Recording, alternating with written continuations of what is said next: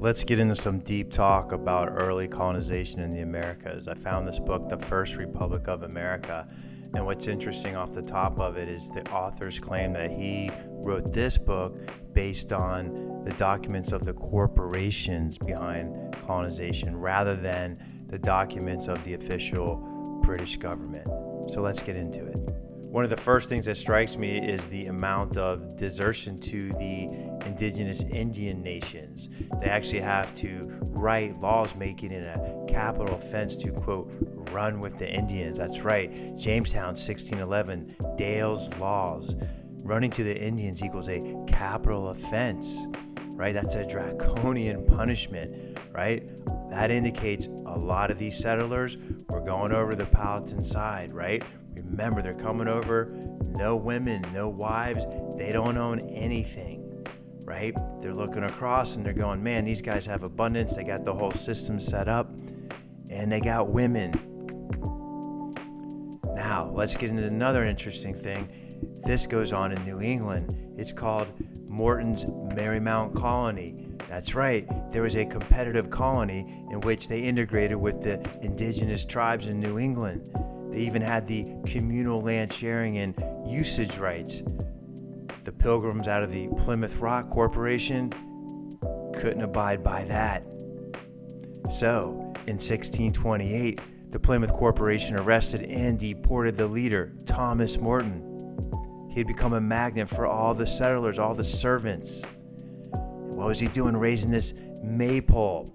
The maypole was an ancient English pagan sign of communal usage and land rights.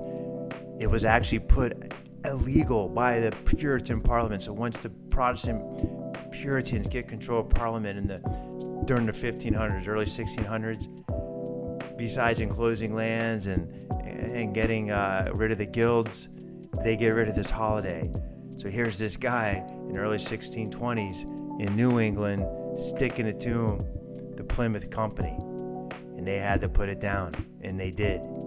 So again, it shows you right from the beginning in the Americas, these corporate trusts that were coming in with this hardcore, what I call Puritan Protestant capitalism, is born out of Iberia. They actually had the first kind of national bank in Iberia. They had the British East India Company in Iberia. All that was going on there. These guys get kicked out, right? They bring it into other parts of Europe and obviously Great Britain, which they end up really taking over via the Parliament. All right, let's get into some more. So let's get into some details about Morton's Marymount Maypole Colony, right? Let's look at land tenure. Land was not parceled under patent. It was used and occupied seasonally in agreement with the local Massachusetts Indian tribes. Indigenous tenure was matrilineal. The rights flowed through the mother's line, and Morton's settlement respected those arrangements. This mirrored the ancient English common system pre the Enclosure Acts. Remember, they submitted 5,000 separate acts of enclosure beginning in the 1600s, eventually taking over 45% more of England's agricultural land in just the hands of 1,000 dynastic corporate trust families. This colony, Marymount, included freemen, right? Now, this colony, Marymount, included all these settlers. Now, who are most of these settlers at this time? They're going to be swarthy, dark-skinned people. Why? A lot of them are of Huguenot lineage. They are ancestors of the people kicked out of Iberia, okay? And a lot of them are also Black Irish, and also there's still the Gaelic and Pictish remnants who are also getting driven out by these Puritan Protestants. Many of them are going to be dark-skinned and melanated as well. Again, this is the early 1600s. So how did Morton's colony function economically? Well, furs were their main export commodity. He was basically partnering with the indigenous tribes and saying, hey, I'll work with you under your set of laws, your set of rules. In exchange, he was trading them firearms, all right? And this is what the Puritans had already banned. The Puritans were not trading firearms to the indigenous. And here's Morton setting up shop down the street, doing just that. He also allowed the May Day celebration, which was an ancient public reaffirmation of shared rights to land and resources. This pagan custom functioned as social glue. It marked a change of season, reaffirmed kinship, and legitimated the settlement's internal equality. Therefore, the Puritans had to crush this. This is the same thing that was going on when Parliament was enclosing the Commons. Plus, the matrilineal influence was especially dangerous to the Puritan trust logic. Women holding title and decision power was incompatible with the English trust law that they had created. Marriages between English men and indigenous women tied property and political authority into the indigenous line, which threatened corporate claims to the land.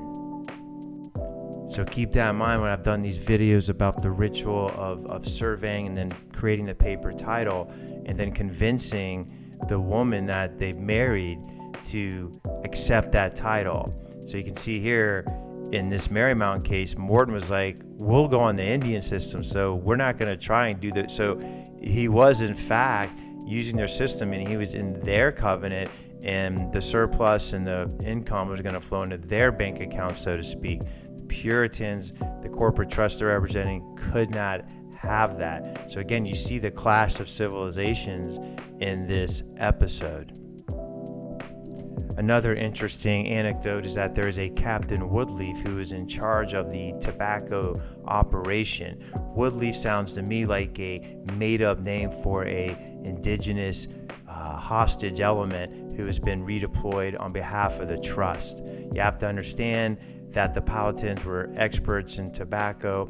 These Europeans were showing up on their little 1-acre fort and hoping to get the Indians to plant some for them, some surplus, so they could export. That's the only way these colonial corporations were making money at this time, was exporting the crops. But of course, who were experts in the crops? The indigenous American Indian. That's why when you read about, as I read in this book, they would have 80% of the Europeans die on the trip over or during the first year. So who do you think was doing all the work? Obviously the Indians. There weren't even enough Europeans to do it at this scale, and they didn't have the skills, not in 1620. Then it goes on to talk about a disease of the mind and water ignorance. And this is because the Europeans were not used to being able to drink water. They were all alcoholics, like in the strictest sense. Europeans, since the Dark Ages, were drinking alcohol all the time. That's a fact. So they're over here in the Americas, and they're afraid to drink this clean water.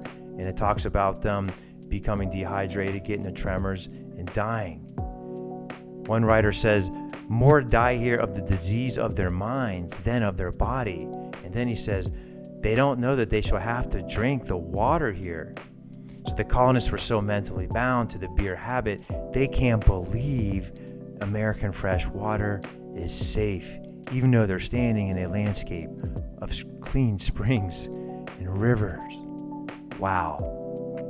Unbelievable, right? We're talking, this is internal company records telling you this, okay? Talking about the 80% death rate, guys starving in 1610, that they call like the starving time. Like out of 600 colonists, like 500 starve, right? They don't know how to farm America. I mean, there's enough evidence right here, and just off this one book and 10 pages of it, to show that over a 20-year period, they were still starving, didn't know how to sustain themselves agriculturally. So that indicates that the guys doing the work, the tobacco, whatever else they were exporting, the sassafras roots, I found some barley, it had to be the Indians, right?